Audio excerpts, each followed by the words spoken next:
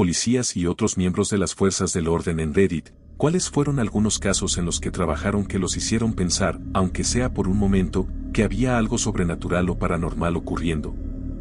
Ya he publicado esto antes, pero aquí va mi historia sobre una mujer poseída.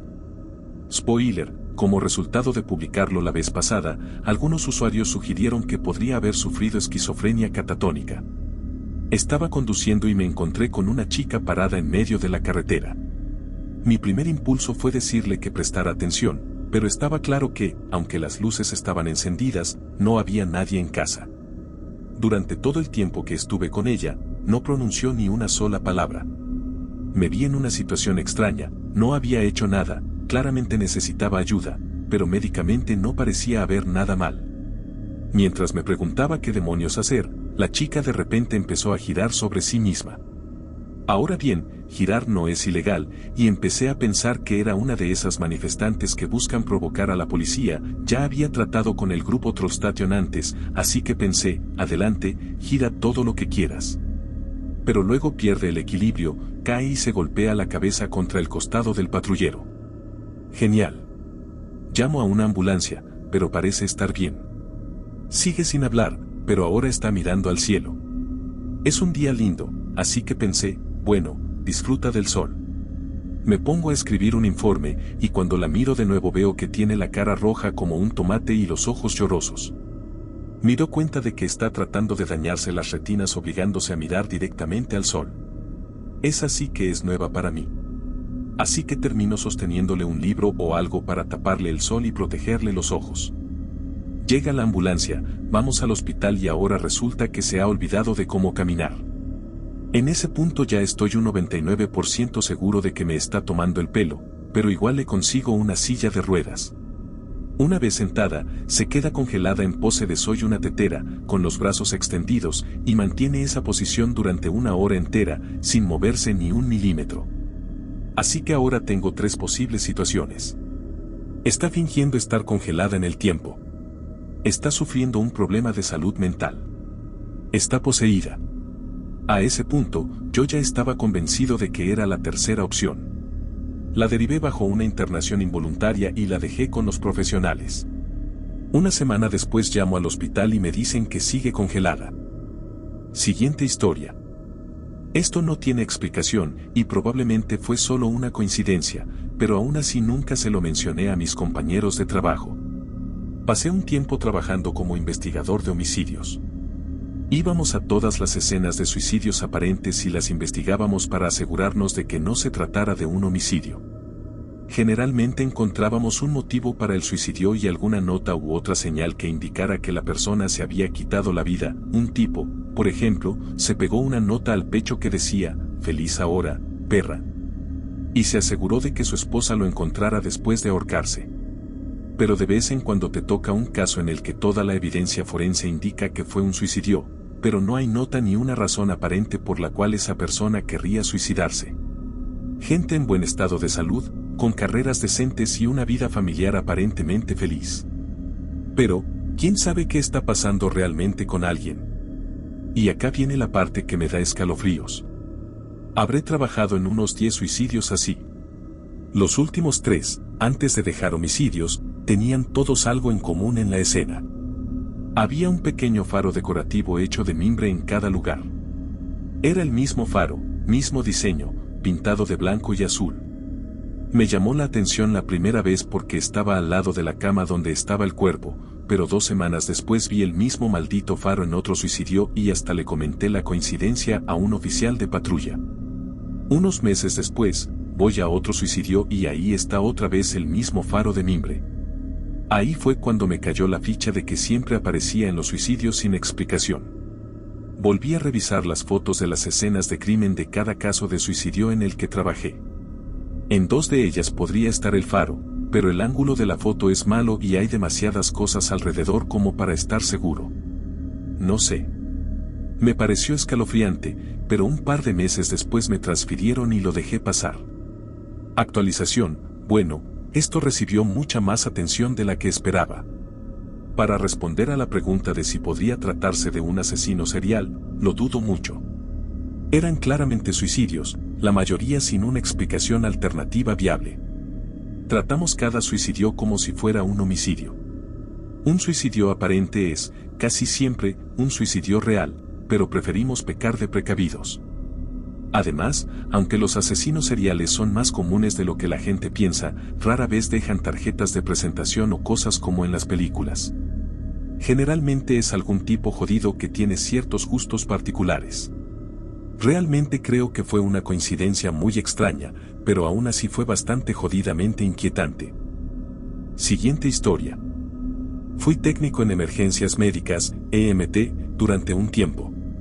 Recibimos una llamada sobre alguien que andaba en bicicleta a toda velocidad y que había chocado de cabeza contra un auto, sin casco. Salimos de inmediato.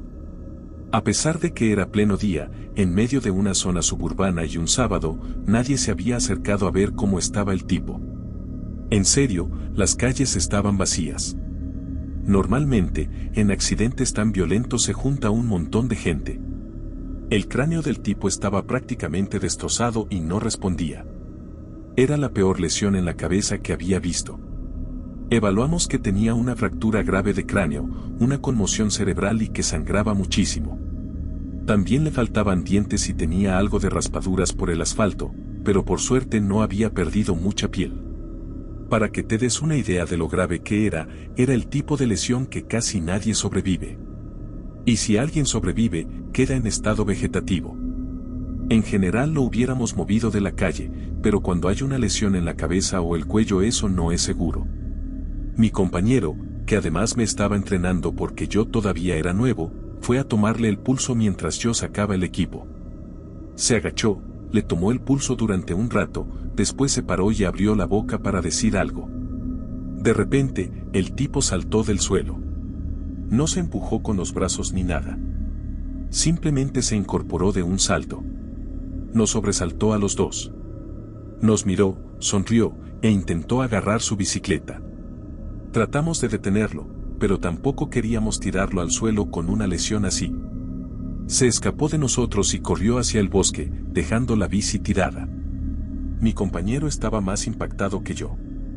Se quedó mirando hacia donde el tipo había corrido, con la boca abierta.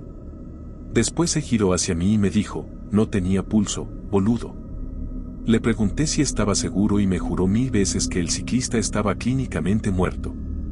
Llamamos a las autoridades para pedir ayuda y mandaron un equipo de búsqueda al bosque.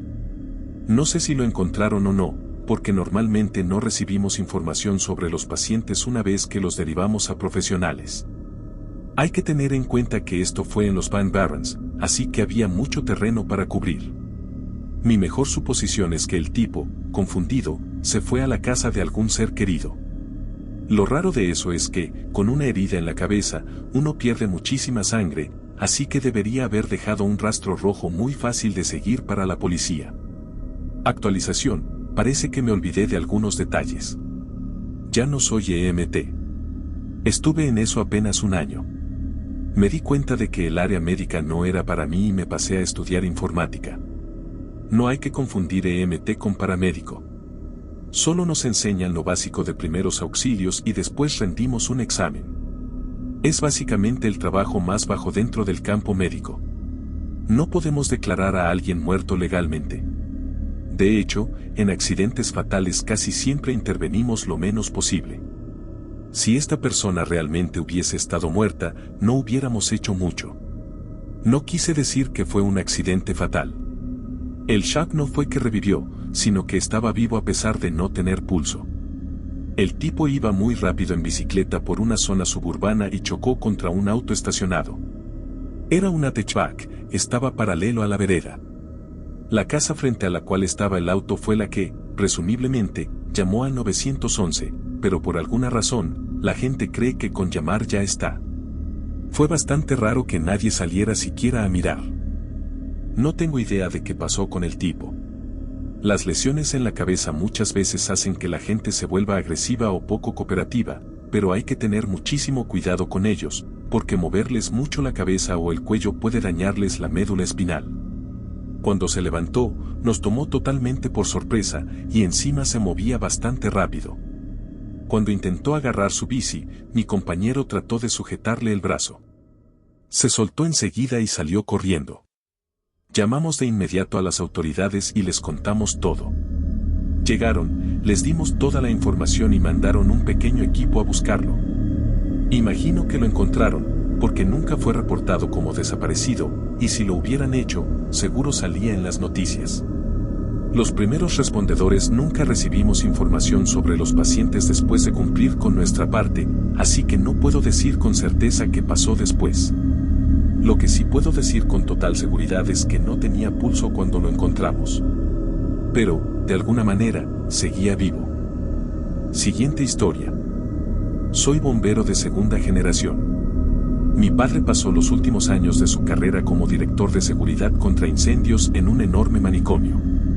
La versión estatal de OSHA, el organismo encargado de la seguridad laboral en Estados Unidos, tiene que hacer inspecciones en todas las instalaciones y la suya no era la excepción. Así que los inspectores de OSHA llegaron a una parte abandonada del lugar que solía albergar a los criminales con trastornos mentales. Lo peor de lo peor. Asesinos en serie, violadores, caníbales, etc. Mi padre les dejó las llaves y una linterna porque la electricidad no funcionaba. Los inspectores le iban informando por radio que escuchaban voces y pasos, lo cual era imposible. Ni siquiera los ocupas podrían moverse por ahí, ya que cada sección estaba aislada con puertas cerradas para evitar fugas. Eventualmente, los inspectores se rinden y de hecho huyen del lugar sin terminar la inspección. Mi padre decide quedarse un poco más para revisar unas cajas de alarma que ellos no alcanzaron a checar. Mientras revisaba una de esas cajas, sintió como si alguien lo estuviera observando desde el final del pasillo. Al mirar, vio cómo se formaba una sombra con cabeza, hombros, torso, pero sin piernas, y solo 2 agujeros donde deberían estar los ojos. Mi padre se fue de inmediato sin pensarlo 2 veces. Desde que cerraron el hospital, ha aparecido en Ghost Adventures, Ghost Hunters y un montón de otros programas y películas. Mi padre ha salido en algunos de ellos. Jason, de Ghost Hunters, lo llamó el lugar más aterrador que ha investigado en su vida. Siguiente historia. No estoy seguro de si les interesaría escuchar una historia asiática, pero pensé que valdría la pena compartirla. Esta me la contó mi papá cuando tenía 12 años. Incluso ahora, cuando le pregunto sobre la historia, puede recordar cada detalle vívido como si hubiera sucedido la semana pasada. Mi papá estuvo en la fuerza policial durante 20 años y cuando apenas era un novato, tenía que realizar bloqueos de carretera nocturnos para detener a los conductores ebrios. Lo habían hecho muchas veces antes y esa noche comenzó de manera rutinaria. Hasta que un Toyota Corolla se acercó a ellos con lo que parecía ser una manta blanca sobre el techo del coche, ondeando con el viento. Les pareció extraño, pero no vieron nada fuera de lo común. Incluso uno de ellos bromeó diciendo que este tipo estaba multitarea, secando su ropa y conduciendo a casa al mismo tiempo. Las risas se detuvieron cuando el coche se acercó más y todos vieron lo que parecía ser una mujer vestida de blanco, acostada boca abajo sobre el coche. La mujer parecía deslizarse hacia atrás como una babosa hasta que desapareció detrás del coche, que finalmente se detuvo frente a ellos. Tomó unos minutos para que el equipo de mi papá se recompusiera mientras se miraban entre ellos, como diciendo ustedes vieron eso, ¿verdad? El más veterano finalmente se adelantó y comenzó a hacer las preguntas usuales al conductor. Se notaba un temblor en su voz mientras conversaba con él y le pedía que saliera del vehículo. El equipo de mi papá inspeccionó todo el vehículo, incluido el maletero, y no encontraron nada extraño. El conductor era un buen chico, un sargento mayor del ejército que venía de un evento de la compañía esa misma noche y admitió haber tomado algunas latas de cerveza. Dijo que se acostó en su cama para dormir un poco y por eso estaba manejando a esa hora, eran las 4 de la mañana. Pasó la prueba de sobriedad y luego comenzaron a preguntarle si vio algo raro durante su camino. Inicialmente dijo que no, pero después de más preguntas, mencionó que tuvo que esquivar lo que parecía un pájaro volando boca abajo. Era espeluznante, pero no pensó que fuera un detalle importante para compartir con los oficiales.